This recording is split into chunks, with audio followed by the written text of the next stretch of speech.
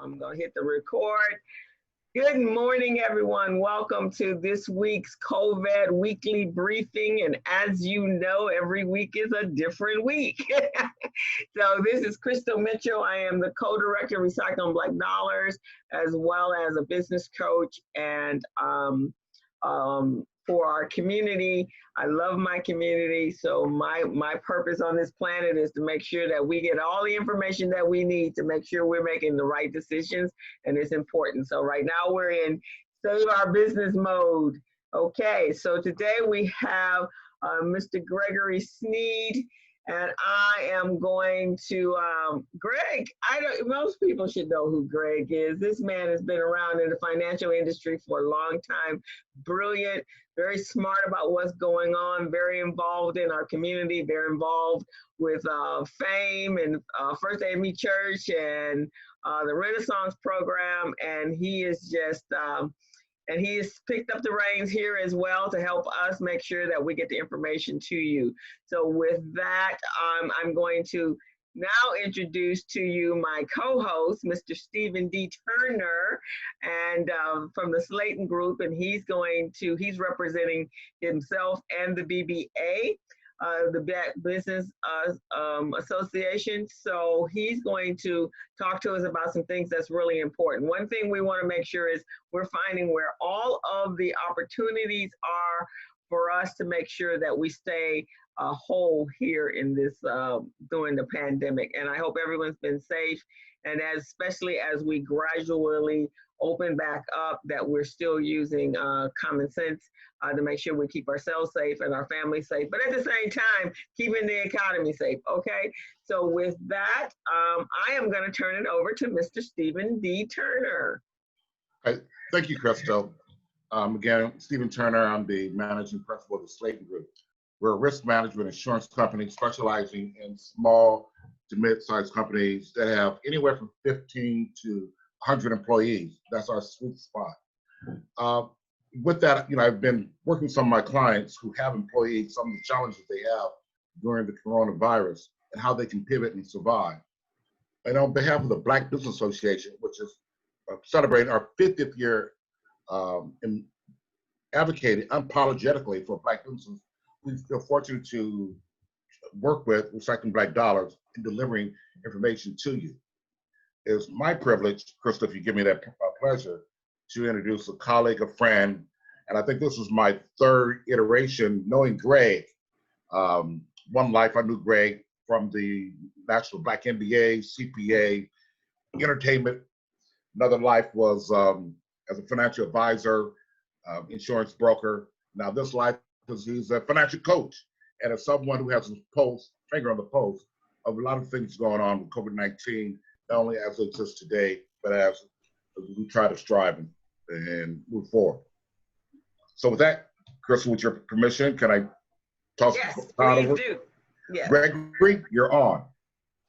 Good morning, everyone. Thank you for tuning in. We're going to go over one of our topics for today, which is the Small Business Administration PPP. I've been tracking it.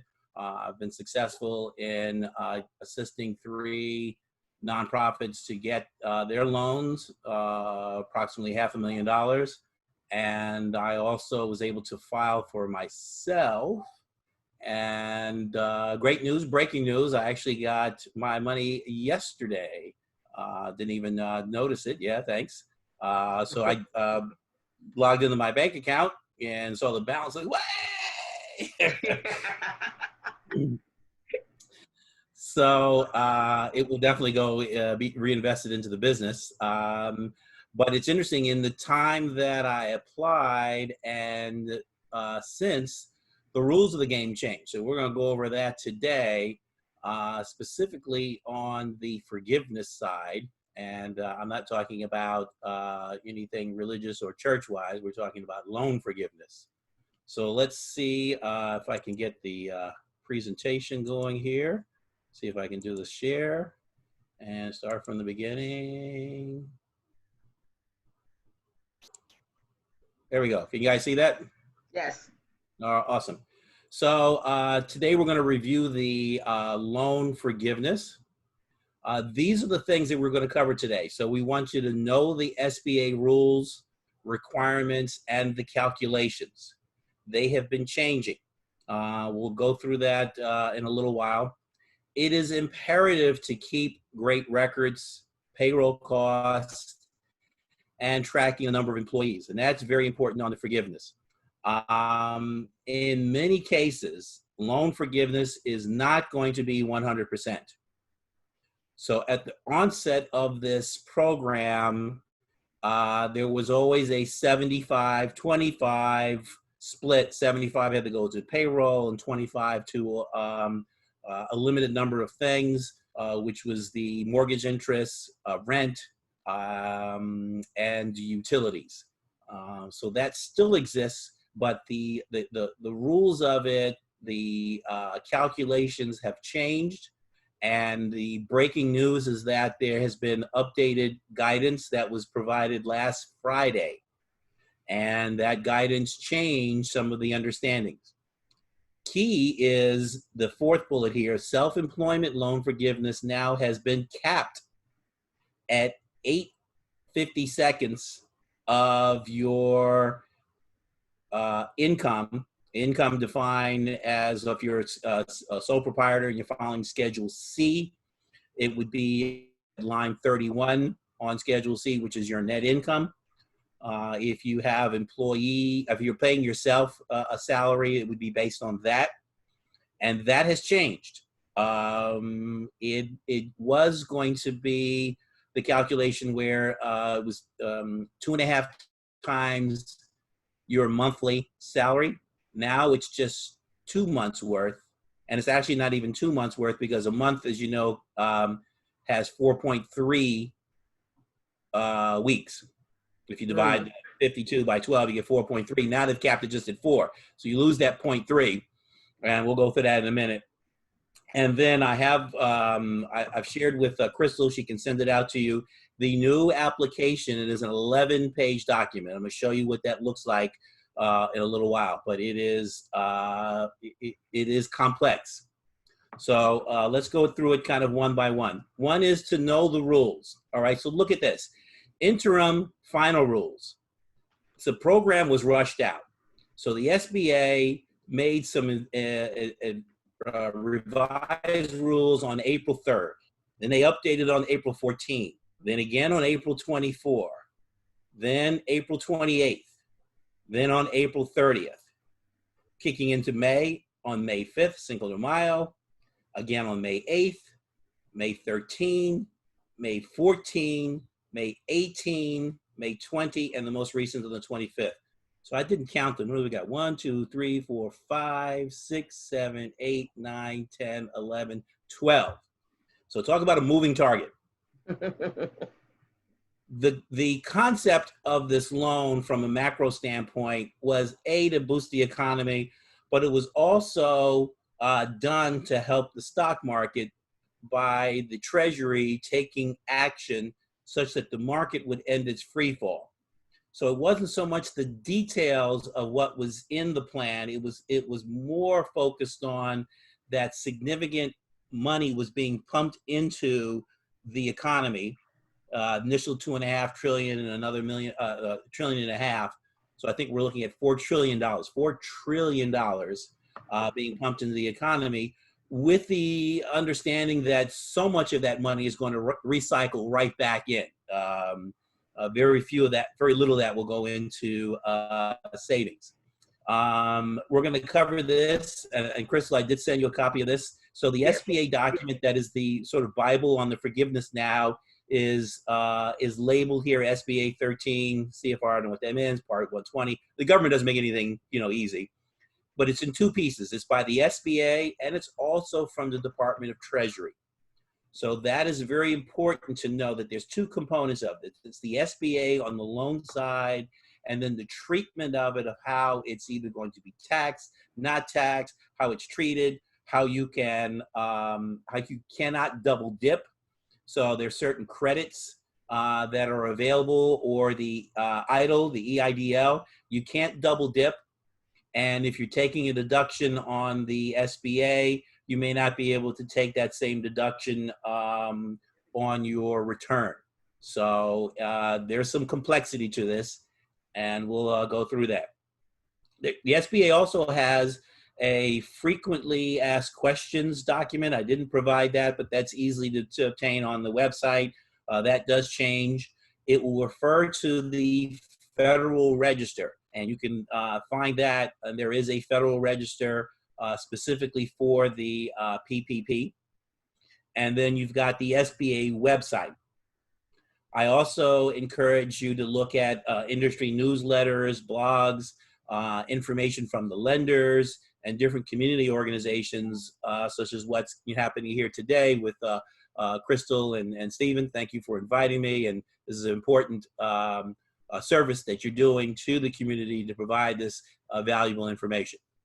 Thank you. All right. So, so let's go on. Great records, payroll costs, and number of employees, okay? Record keeping is key. And if it wasn't apparent previously, I know, Crystal, you offer training on this in terms of the Wave and QuickBooks. Yes. I've heard from so many lenders of small businesses that were trying to get the PPP loan, didn't have financial records, especially with sole proprietors where your personal and business expenses are commingled. That presents problems because you just can't download a bank statement or do a download from your bank to just isolate and group expenses, because now you got to figure out what of these are business, what of this is personal. Some things are going to be a mix. So what's the ratio? So I'm trying to word it. It's eye-opening. It's a wake-up call. That's what I'm trying to say. It's a wake-up call to business owners that you have to have your accounting, your bookkeeping buttoned up. Several lenders shared with me that they had to turn away borrowers because they did not have the time to spend to help them package the loan. And then even in the loan packaging, I can tell you that with the lenders, there's a lot of going back and forth. They need this document, they need that. The numbers have to reconcile. And then there are changes. For example, with the one lender, we were submitting the application, and for some reason the SBA system was rounding up the loan amount by $1. So they were sending the application back to me. I had to change the loan amount by that $, initial and date it, and send it back. The challenge is that once a loan officer is working on your file, they're working on that file, and then they're trying to, get it resolved so they can move on to the next one. So it's imperative that if they're looking for information, that you're available to respond to them. And I can tell you that on each of the loans, in fact, one of them was a Friday night, I started getting emails about 6:30, 7 p.m. Saying, we need this, we're working on it now. And that stretched into 1 o'clock in the morning. So going back and forth. So the loan officer was working, and even on my loan, it was the same thing. So not having, records, not being able to deal with it prevented a lot of people from getting that loan. All right. Let's go. In many cases, loan forgiveness will not be 100%. All right. So we'll talk about the self-employment first, but first on the corporations or with payroll, it is designed to get people back on payroll and back paid. Okay. And there have been a lot of back and forth, if you look at those rules, as to what was considered a full-time employee. So for some cases, That's it. Some cases, people will consider 30 or 32 or 35 hours to be full-time. Breaking news is that the new forgiveness is considering full-time to be 40 hours. So if you've got somebody that is being paid 30 hours and you consider them to be full-time, this is no problem, but we'll only give you 3/4 credit for those expenses. So that payroll that you paid to them for the 8-week period gets multiplied by 0.75. So 25% of what you paid them will not be forgiven. Mm. So there's a lot of details in it, and we'll take a look at the document in a little while. You can spend it on mortgage interest, rent, and also utilities, but that can only be 25% of the loan value.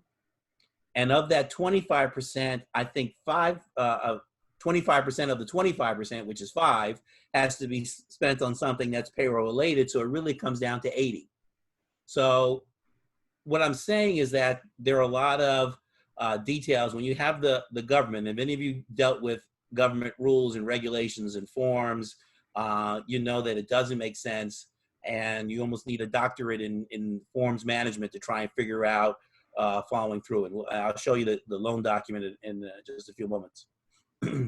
Okay, breaking news on the self-employment loan. Okay, so this changed how the forgiveness is capped.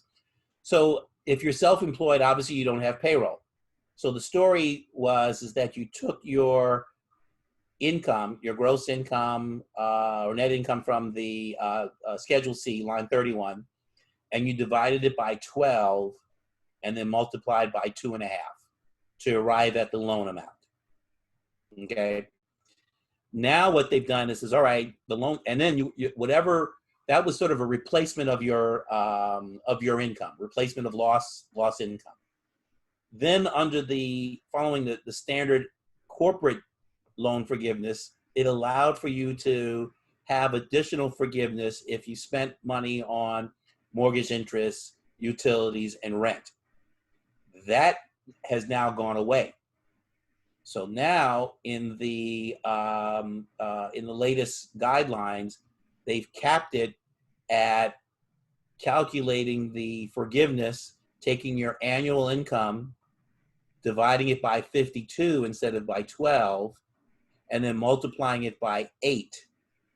So you end up with roughly about 15.3% of your income for the year forgiven. The balance of it will end up as a loan that you will be responsible for completing those payments. The good news is that loan rate is 1%, and you'll have it's a 2-year loan, but the forgiveness portion is 6 months, so you really have 18 months to pay that off. All right. Moving on, the SBA loan forgiveness application is an 11-page document. So let me see if I can switch. How do I switch here? Do I do stop share? No, I didn't want to do that. I want to go here and go to there and here. Does that show up? If something's coming. There we go. We have it. Okay. So this is, you can see this is an 11-page document. It starts off with all the instructions on how to fill that out. All right. Line 2, line 4. So it gives you detailed instructions, but it's cumbersome, as you can see. Here's the actual loan forgiveness calculation form. And you'll see it starts looking like a tax return. Payroll costs, business mortgage interest payments, rent, utility. Then you've got the adjustments for full-time equivalency and salary and hourly wage reductions. There's all kinds of details when it comes to if you tried to hire somebody back and they didn't want it because they were getting unemployment. So I'm making more money in unemployment than I am coming back to work, so I'm going to turn down the offer. Well, guess what? Now they made the employer, first they said you had to get a letter from the employee saying that they acknowledge and they turned down the offer. All right, so now they've added another piece. The employer is required to notify the state EDD that you offered them reemployment and they turned it down. So now the state EDD can go after that individual and cut them off from unemployment. Oh, wow. So then you get into the adjustments here, partial forgiveness amounts, payroll costs, and then the actual forgiveness amount. So this is going to be complicated for some This is going to trip up a lot of people thinking that they are getting 100% of the loan forgiven. It's just free money. And I thought that 75% was a given, and they just have to worry about the 25. Well, even the 75 will be limited by a lot of these details. Then you have to certify that the money. Yes. Can we give out your phone number for those who have questions how to fill it out? There's a fee for that. So you understand that the loans were used for, not used for unauthorized purposes. So there's a lot of certification that you have to go through, and obviously there's some penalties going through here. And then as you see, then there's a Schedule A that you have to attach. And then there's details about the Schedule A that goes on. And then here's the actual schedule, the employee's name. So you can substitute your payroll register. So a lot of details. The bottom line there is that it's complicated. Now let's see. I'm gonna go to. Do I do new share and go back to here? Let's see if that works. Fantastic. All right. So in conclusion, or to review what we just covered, okay, that you got to read through the guidance of, or you got to read through it and understand, or you have to find somebody who's up to speed with this. The more accurate your records are, the better the forgiveness, or the easier forgiveness efforts, okay? You've got to be prepared for the loan forgiveness to be less than the loan. And it would be important, obviously, to stash some of that money aside so that you've got some funds to pay it. So if you know that you get the loan, maybe take 25% of it or 30% of it, stick it in some kind of savings account or something, so that when it comes time to, repay that, you've got some funds available if cash flows are going to be used. The new rules for the self-employed, Crystal, I sent that to you. So if anyone wants to get that, you can send out that 11-page document. Also, the same thing with there's that 26-page document that the SBA released on the rules. I provided that, so that is available as well. You'll need to get help with the forgiveness application before submitting it to the lender. And now interesting is that the SBA had provided that the borrower was not supposed to pay the agent for any help with preparing the loan. It doesn't talk about the forgiveness part. And that was under the understanding that the lender was going to pay the authorized agent that fee. Breaking news, the banks have found a loophole in the agreement because it says up to. It established a ceiling, but didn't set a floor. So the floor essentially becomes zero. So I have not gotten paid by the lender for my services. And there's a class action lawsuit filed in Florida. There's another one here in Calabasas that people are, especially a lot of CPA firms that did a lot of these loans, with the understanding they didn't charge the borrower for these preparation fees, thinking they were going to get paid by the lender. The SBA provided for that in the agreement. They increased the amount of fees the SBA paid to the lender with the understanding that they were going to pass that along to these authorized agents, and they have not. So, and then you'll need payroll records. So you're going to want to contact your payroll provider, ADP, what have you. They will be able to adjust it. One change that did happen on payroll, which was good, is that they adjusted the period, the coverage period, to have some flexibility. It was initially, the clock started with the date that the loans were dispersed.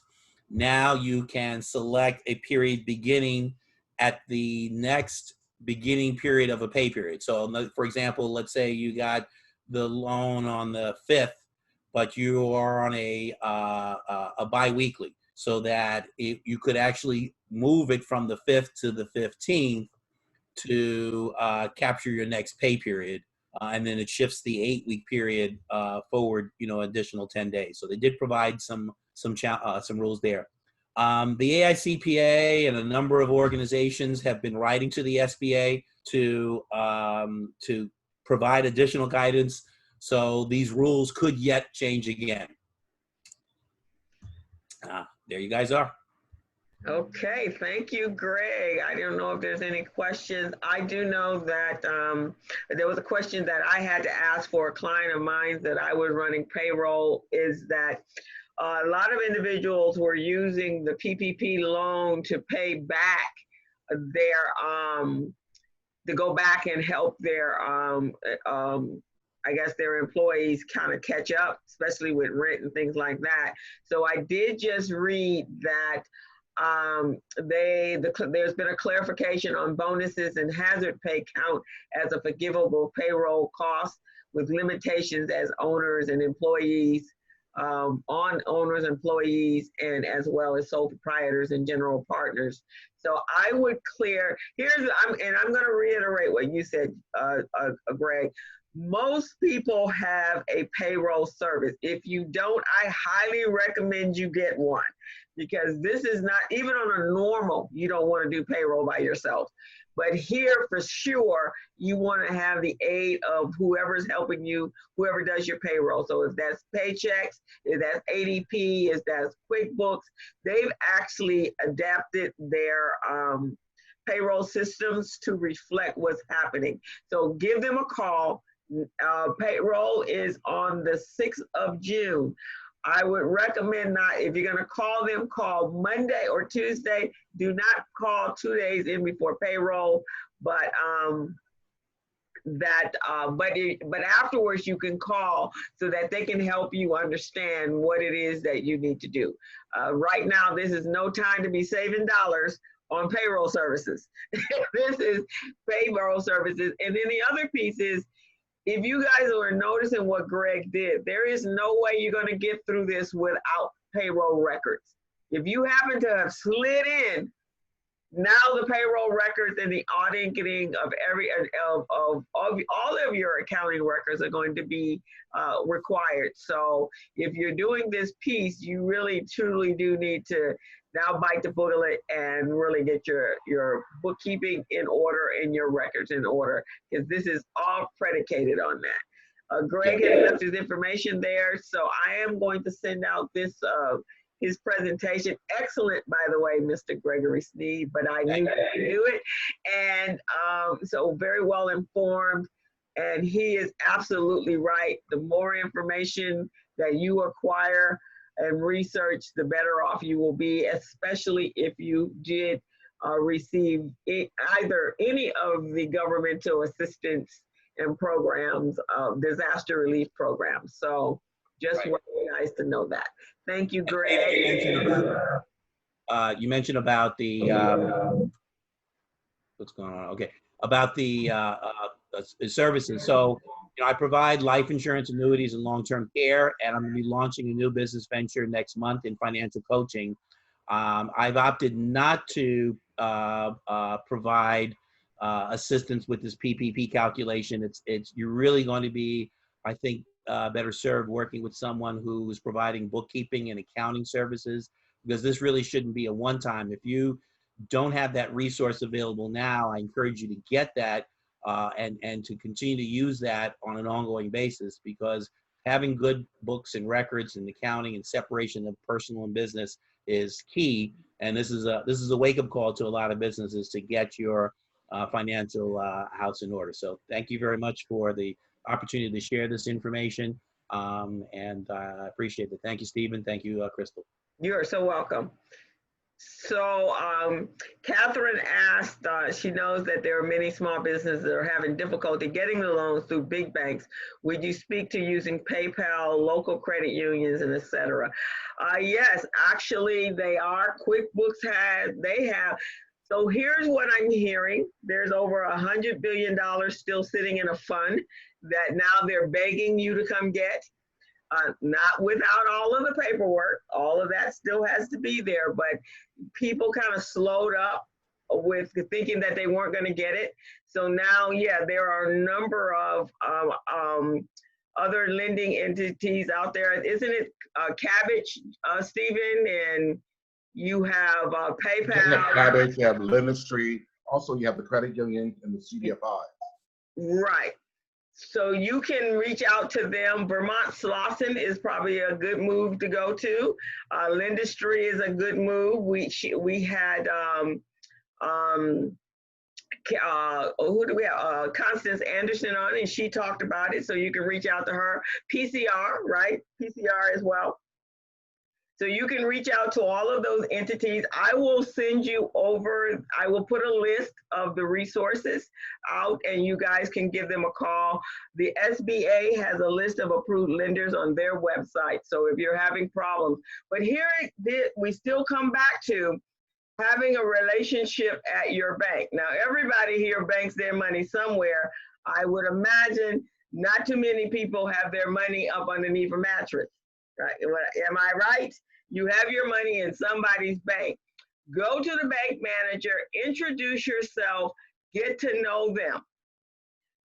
You require a relationship with your bank. If they're participating, you just can't come off the street. So everybody has money somewhere in a bank.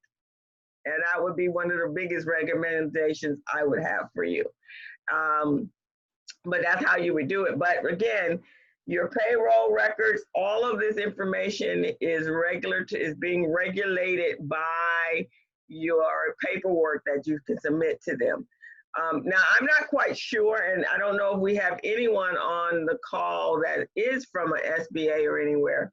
No, zero. Okay, because there are some questions about those businesses that are not essential or those that have not opened. How can you bring your employees back? How can they say no if there's no work for them? So, that's another area I would imagine, Greg, that will have to be fixed at some point or addressed.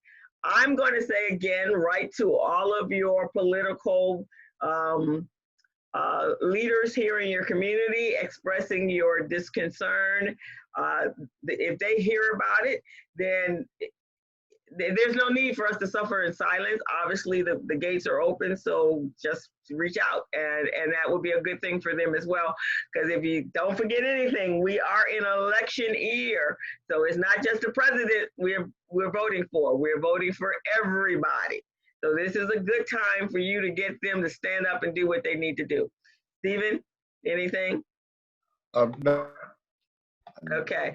So does anyone have any questions other than the few that we heard about? Y'all all cool? Well, yeah, Krista, thank you. I'd just like to add that for those who have insurance policies, now is a great time to take a look at your policy. Quite often, if you have a general liability policy, you might have something for business interruption. And usually it's a rider. And I've seen these riders as low as $25 a month.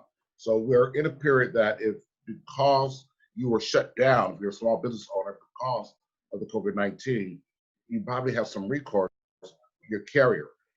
Secondarily, there's, great seat to me, I don't know. Secondarily, there's a lot of talk about Magic Johnson, and I just want to address that because he made a $100 million commitment to help small minority businesses, including women. I'll put in their website. The $100 million is going to be administered by one of his companies, MBE Capital Partners. And let me put their website in. So for those who are looking for another entity that can process their payroll protection application, you probably can use them. Put it in here. Last point I want to make is, Crystal, can you add to this, is tomorrow, Crystal is involved with a webinar for veteran businesses. And Crystal, can you share a little bit while I'm typing? Okay, let me actually pull it up. So this is with the BBA. As you know, the BBA has 3 or 4 signature programs that they do, and one of them is Veterans Administration because Mr. Skip Cooper is a veteran. And so we're going to have a webinar tomorrow discussing opportunities and things that pertain to them. It's at 1 o'clock tomorrow. I will make sure that a link for that webinar is going to be included.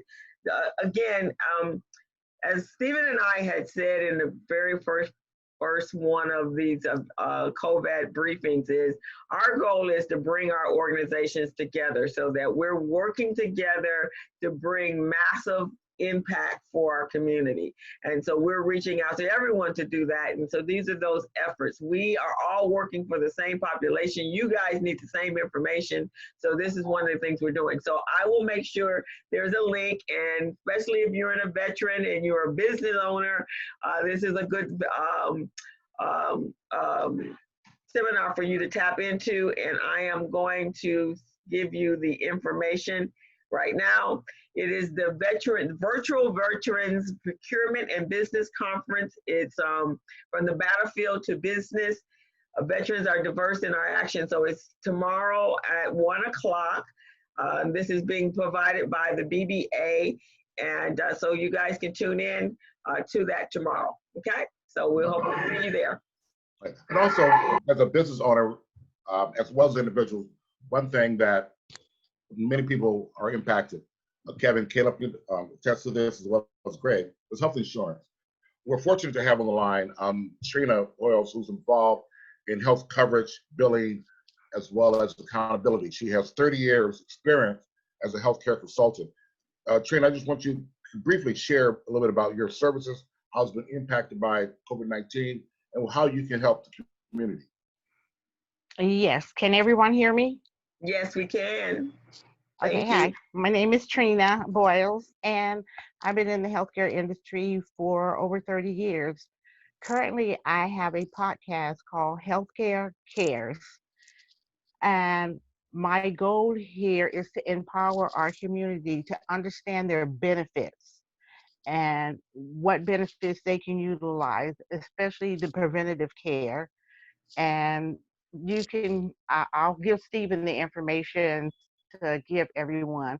But one thing that I really want to touch on is the coronavirus. As it stands, most members cannot go into a doctor's office. They are doing what we call virtual or telehealth. Their claims are being denied. So let me explain to you why the telehealth claims are being denied. The employer and the healthcare or the health plan, they get together. We call it a renewal every year. And in that renewal, they're saying, we're going to cover this benefit, we'll cover Cairo, we'll cover maternity, mental health, emergency visit. And when the word telehealth comes up, they decline it. Well, now it's a new day. The coronavirus is hit, and the only way that people or members can communicate is through telehealth. So we have been doing a lot of addendums to the contracts, asking the employer, let's change your contract. We just need to do an addendum where you'll cover the telehealth benefit. So I have received multiple emails. I have been asked questions on my podcast. I keep getting these bills in the mail. Well, the reason you're getting the bill is because in your plan document, it says telehealth will not be covered. So just to move a little bit forward, a lot of employers have agreed to pay for the telehealth visit. And when they were declining the telehealth part of their benefit, everyone was going to the doctor. Nobody knew the coronavirus was going to.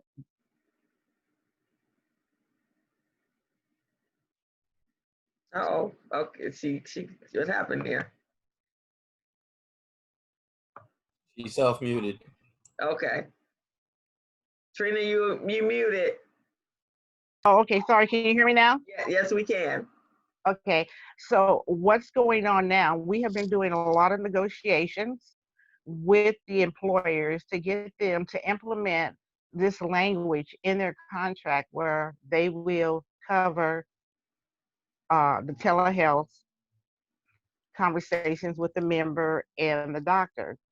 And one of my biggest goals, because I have such a passion for this, is I'm always asking members to partner up with your provider for your healthcare delivery, know what's going on.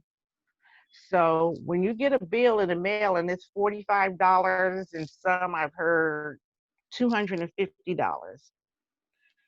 just for a telehealth call, you have to understand that you may get a bill in the mail.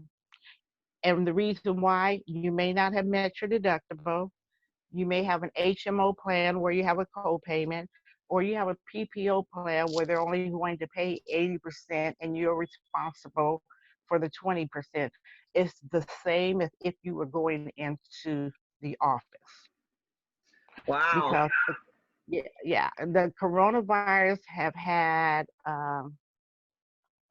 we've been overwhelmed because we do have employers out there that are saying no, just no. And it breaks my heart because a lot of people are being, the coronavirus have impacted their budgets, their money, and to get a doctor's bill in the mail for $100, that's a lot of money. Right. So, Trina, how do they tap into or tune into your podcast?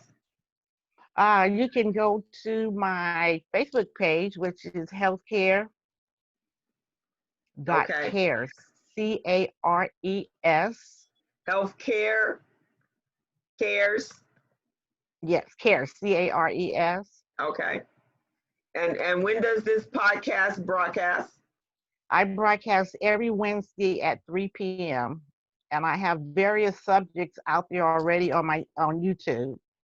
Okay, and on YouTube.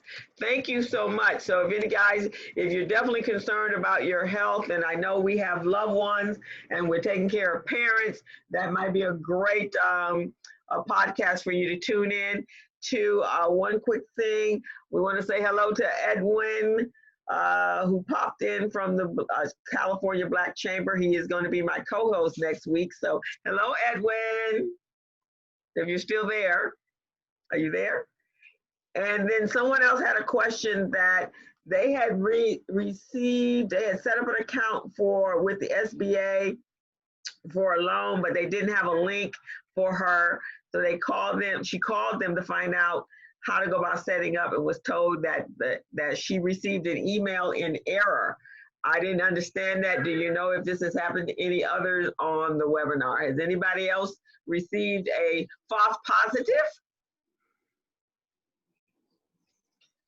Okay, I would reach out. Obviously, I don't know what that is. I do know there's been people receiving false checks that are no longer amongst us. I think all I can say is that all of this stuff kind of happened so quickly that a lot of people have been operating on the seat of their pants, and they've been reacting versus being proactive about it. And I think these are part of the growing pains of it. And so I am sorry to hear that, but I would reach back out to maybe one of the other agencies, PCR, Lindustry, and reach out. You can apply more than once. I think we've been told that, right, Stephen? Yes. Yes, so I would say go back and try applying now, especially since a lot of the hurry has been reduced and now they're begging you for the money. But remember, I'm going to say everyone should do their homework. As I said in the very, very first briefing that I had, this may not be for everybody. And so you got to recognize what your limitations are, what your weaknesses are, and will this cause you more problems than you had before? And if that's the case, then you have to make a very educated decision about that. But I will say this, we need to be thinking about what is going to be COVID and how you're going to be running your business, how you're going to open your business. I think that should be as much on the forefront of everyone's mind as is the fact that they need money, because you need to get back to business and you need to be able to do business the way it is. Would you agree, Steve? Yes, and Crystal, I have a question, or I have a little something to add on in regards to the false positives. Yes. Uh, Being in the healthcare industry, that happened because a lot of people will do something to their mouths, um, such as they think they're taking a drug test. So they'll wash it out with Listerine or drink some water, or there's various different ways. And those are the cases where we come up with a false positive. Oh, okay. So something's going on to create that.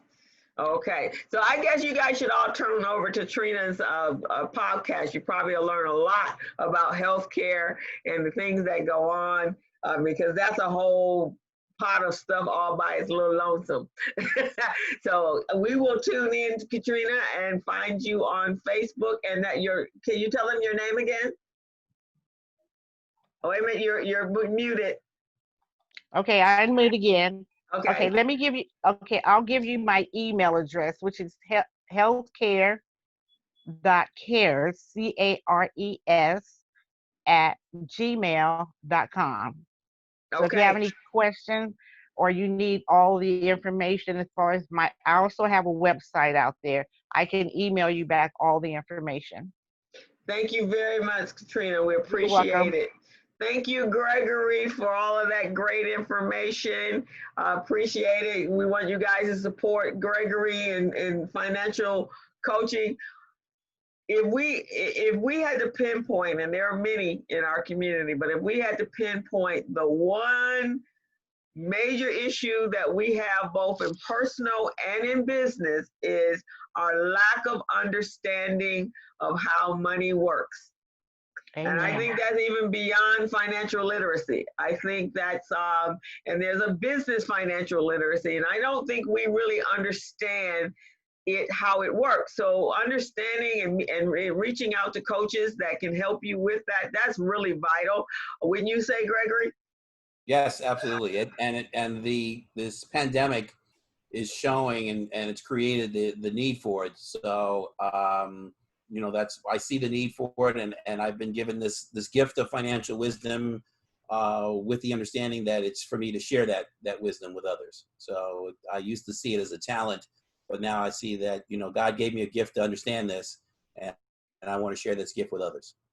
Yes, and I agree. I mean, we all have some amazing talents out here, and and it's okay if you don't get it. That's fine. There is someone that does, and it behooves you and your business in order to take advantage of that. I'm going to tell you, if you're going to invest your money into a business, you need to be running it properly.